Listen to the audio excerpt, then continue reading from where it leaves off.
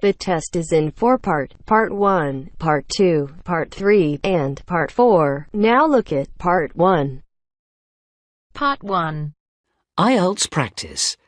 Questions 1 to 6. You will hear a telephone conversation about studying abroad. You should answer the questions as you listen because you will not hear the recording a second time. First, you have some time to look at questions 1 to 6.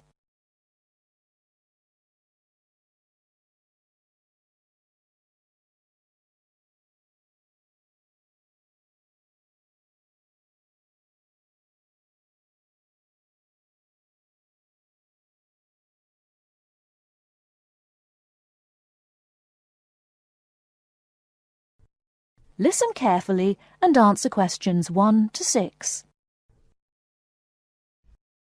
Hello, admissions guidance. How can I help? Hello. I'd like some information about studying at your university. Can you help me? Yes, of course. What course are you interested in applying for? International business. I already have a first degree from a university in my country. Fine. So you'd want to do a master's level course? Yes, that's right. OK. We offer an MIB course. That's a 12-month full-time course. I can send you details of that course, or you can download a PDF file from our website. Could you put it in the post, please? I don't have access to the internet at the moment. Could you tell me what qualifications I need for that course? Yes, for the MIB, you need a first degree. The minimum qualification is a 2-1 or a first. Okay. And in English language, you need a score of 7 or above in IELTS. That's not a problem. I have a 9. That's fine. Could you tell me the course hours and the semester dates, please? Yes, there's a total of 10 hours of lectures, seminars and tutorials a week, and there's an extended stay abroad at the beginning of the second semester. That involves spending a month at the national head office of a multinational corporation. Okay. And the semester dates are... just a moment... OK, the first semester starts on the 27th of September and ends on the 22nd of January, and the second semester runs from the 7th of February to the 27th of May. Can you tell me a bit more about the actual course content? Well, I don't know much about the course personally. I'm an admissions officer, but I can read the course description for you if you like. If you need to know more about the academic side, you'll need to speak to the course tutor. Thanks. I'd be very grateful if you could tell me as much as possible now. I'll just read the main points. It involves the advanced study of international organisations, their management and their changing external context. Students develop their ability to apply knowledge and understanding of international business to complex issues, both systematically and creatively, to improve business practice. Thank you very much. You're welcome. Now, if you could give me your name and address, I'll have full details of postgraduate courses sent to you. Okay. My name is Javed Iqbal. Before you hear the rest of the conversation, you have some time to look at questions 7 to 10.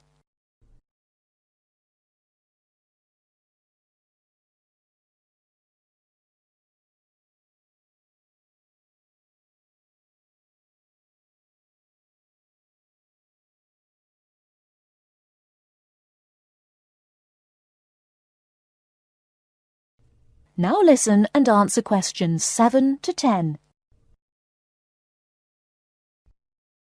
Okay. My name is Javed Iqbal. That's JAVED-IQBAL.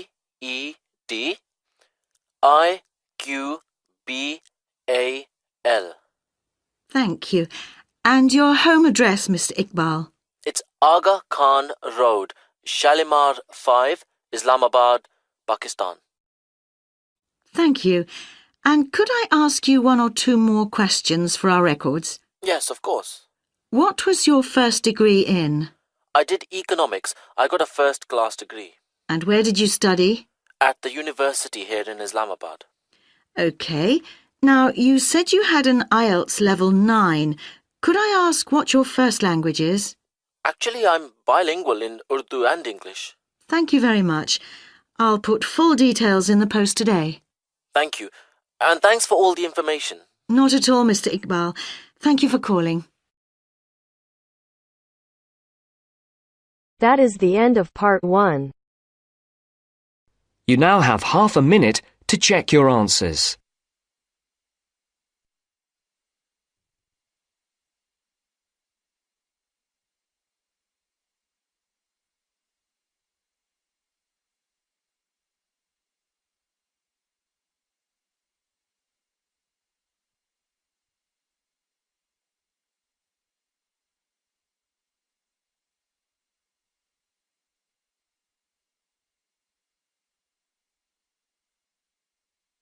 Now turns to part 2. Part 2. You'll hear 2 university students discussing a social science lecture they attended. First, look at questions 11 to 14.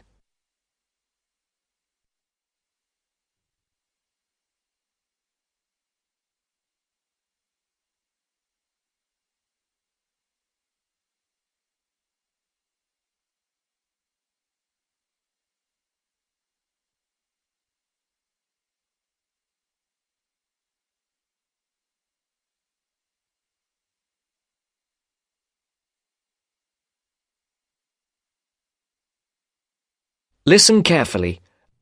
Did you go to the first social science lecture yesterday? Yeah. Didn't you see me there? No.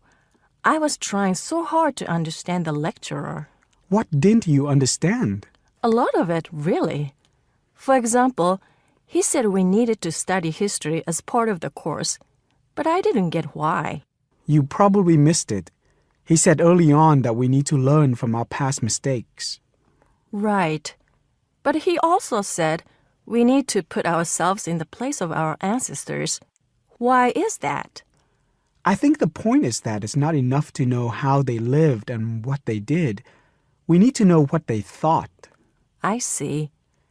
And I've written transferable skills in my notes next, but I have no idea what that means.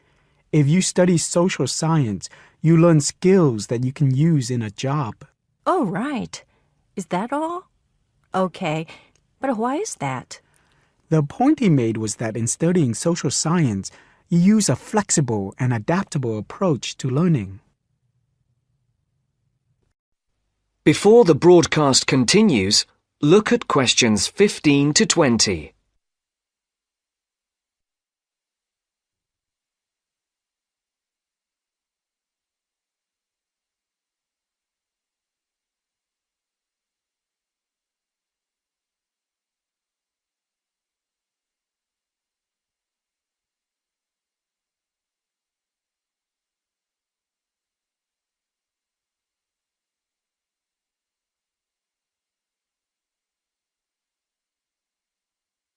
You will now listen to the second part of the talk.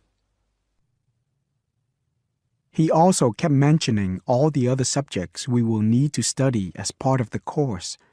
I didn't write them all down, did you? Some of them. I think I can make sense of my notes.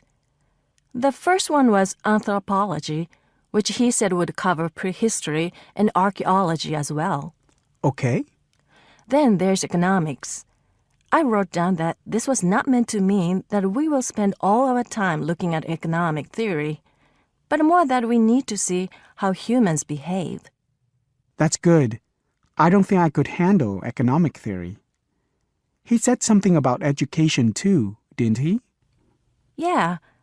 He said we'll be looking at how cultural information is handed down from one generation to the next through teaching children. He said we'd be focusing on geography too, but I can't really remember which aspects. Can you? I noted it down, I think. Here we are, yes, particularly in relation to urban planning. It's law that I got confused about. I didn't understand why he linked that to economics. I think he meant that laws affect the way wealth is distributed. That makes sense. Now, what are the science wars? Okay, I did get that. The science wars are about how social science collects information. In sociology and social work, and in social science generally, They can only study patterns of behavior and observe. If you compare that to the way scientists work in physics or chemistry, it's very different because they use specific experiments that can be tested and which give concrete answers. Social studies is often accused of being unscientific. That's all. Okay. But it still looks like a good course, doesn't it? You don't have any regrets, do you? None at all. I'm looking forward to it. That is the end of part 2. You now have half a minute to check your answers.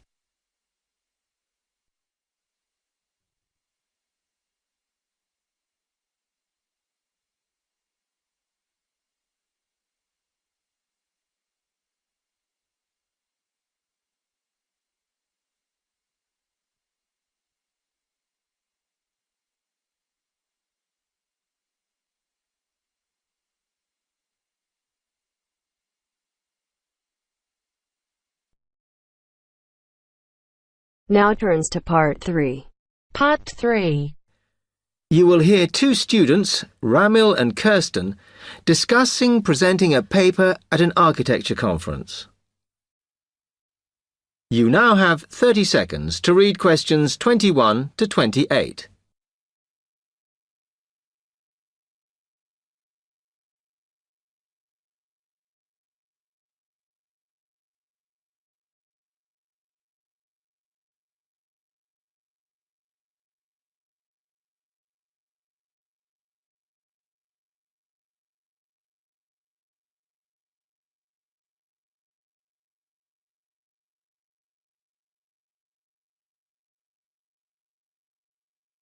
Hi, Kirsten. Have you heard about that architecture conference in Oxford at the end of the year? Yeah, I saw the leaflet on the notice board. As it's my final year, I ought to try giving a paper, but I've got no idea how to go about it. Oh, I think you should go for it. I did one last year. It's quite straightforward. First of all, you need to see what the conference themes are. You know, what topics they are covering. You can do that by looking it up on the website. You need to submit a paper that falls into one of the categories they give you. Oh, that may give me some ideas. Then, while you're doing that, you should also have a look at the information on how to submit your paper. The rules, if you like, such as the length. It's important you follow those. I see. And then I suppose the next stage is to start writing it up. I'd like to use it as an opportunity to propose some future work, but I understand it must be based on current work. Still, there's plenty to choose from. It makes sense to do something that I'm more familiar with. Yes, and the other thing is, when you've written it up, then go back and look at your data carefully and make certain that you've presented it in a format that is standard for your subject. Remember, people have to absorb information very quickly while they're listening. Don't make it too complicated. Okay, well, I reckon that'll take me about a month to get that sorted. Then the next thing I have to do, I guess, before I send it off to the conference organizer, is give the whole thing to the events officer so that he can look through it and see if it all makes sense and is okay. Yeah. Remember to warn him that it's en route so he can fit it into his schedule. Oh. Then you're done, really. All you have to do after that is to go through it and sort out any changes you need to make. Then finally, you can submit it. You can do that online. Phew, good. Then I just wait to hear, I suppose. How long does that take? It depends, but usually about 6 weeks. Oh. When you hear if your paper has been accepted, then at that stage, it's worth giving them a list of any technical things you need when you actually give the talk. A screen or video players or that sort of thing. Okay, but that's a long way off. And I know that if my paper is accepted, then at that stage, I have to give them a short text about myself and my academic background so that they can put it in the brochure. Famous at last. Yeah. You now have 15 seconds to read questions 29 to 30.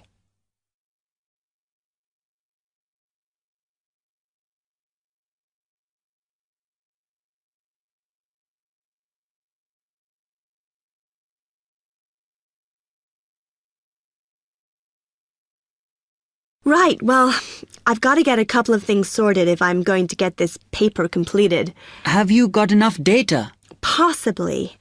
I'd like to reinforce some of it, though, so I thought I'd send out some more questionnaires. I was looking at that thesis that Angela wrote last year, and she said you need a sample of over 100 to be sure of your results. I think some of this year's postgraduates are doing some of the same stuff as you on buildings. Why don't you talk to them? I'll end up getting confused. It would be more useful for me to actually go out to that site by the rail bridge to see how they're building the new factory. Oh. I managed to get hold of Professor Barnett at London University, and he said I should go out and take pictures. I'm pretty busy, but I'll have to make time. Anyway, what about you? What are your plans?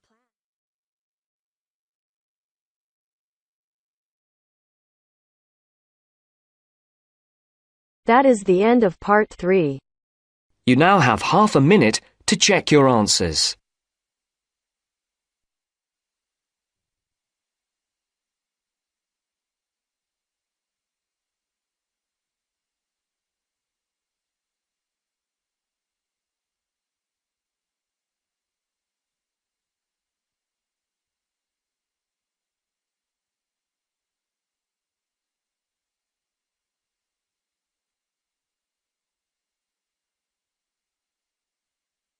Now turns to part 4. Part 4. Now listen to the second part of the lecture. As you listen, complete the notes below. First, you have some time to look at questions 31 to 40.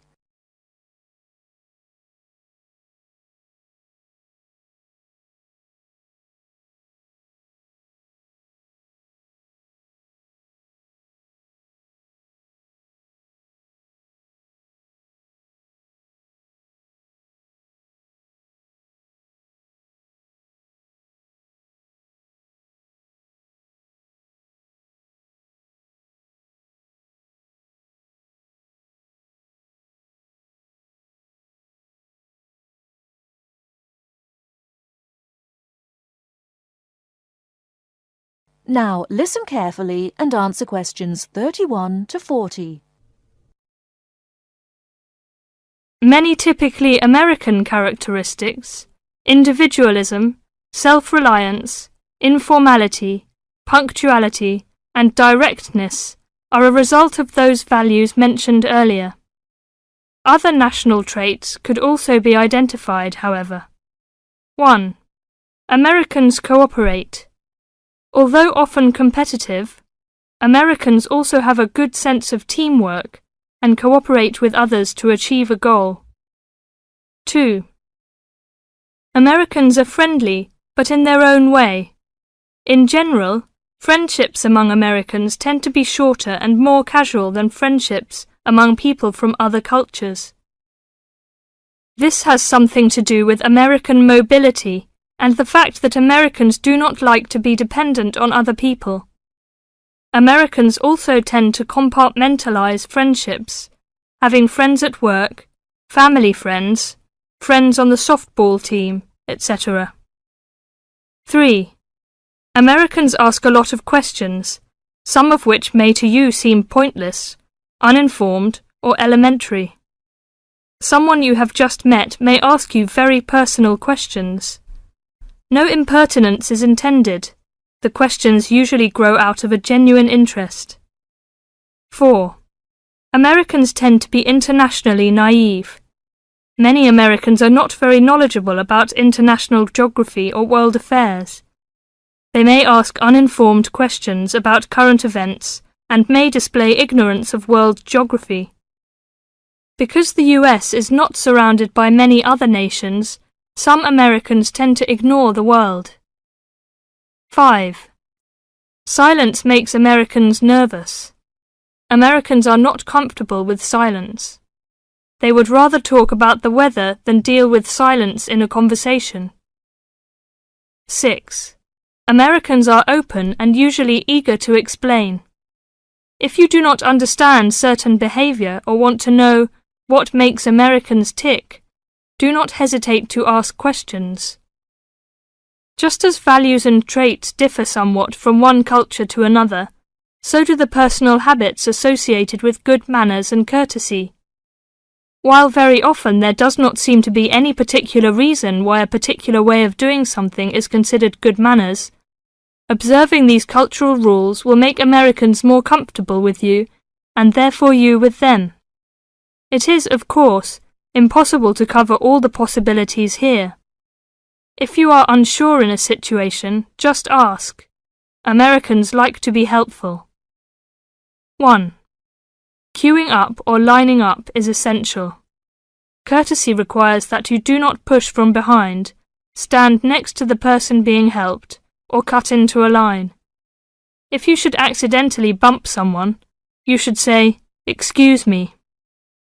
2. Americans blow their noses into a tissue. Spitting, clearing phlegm, or sniffing as from a cold are considered rude. 3. It is considered poor manners to slurp, chew noisily, or open your mouth while chewing. 4. Questions are seen as a good way of getting acquainted, but questions about a person's age, financial affairs, cost of clothing or personal belongings, religious affiliations and sex life are considered too personal for questioning, except between very close friends. 5. Men generally do not hold hands or link arms in public with other men. This is somewhat more acceptable between women and quite common between men and women. Now, a few words about personal safety. Unfortunately, in the US one must be aware of crimes. It is wise to be especially careful until you are familiar with the community in which you live. Remember that good judgment and common sense can significantly reduce chances of having an unpleasant and perhaps harmful experience. Basic safety rules include the following. 1. Do not walk alone at night. 2. When you leave your room, apartment or automobile, make sure that all doors are locked and all windows are secured. 3. Do not carry too much cash or wear jewellery of great value. 4. Never accept a ride from a stranger. Do not hitchhike and do not pick up hitchhikers. 5. Be careful of purses and wallets, especially in crowded metropolitan areas where there may be purse snatchers and pickpockets. 6. If a robber threatens you, at home or on the street, try not to resist unless you feel that your life is in danger and you must fight or run away. Give up your valuables as calmly as you can and observe as much as possible about the robber to tell the police when you report the crime. A final note. Keep an open mind. Don't judge what you see as right or wrong, but make it a challenge to try to understand the variety of American behaviours which you may observe. You certainly do not have to participate in something you disagree with, but you can try to understand it.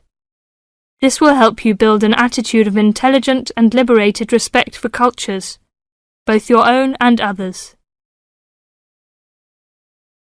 That is the end of part 4. You now have half a minute to check your answers.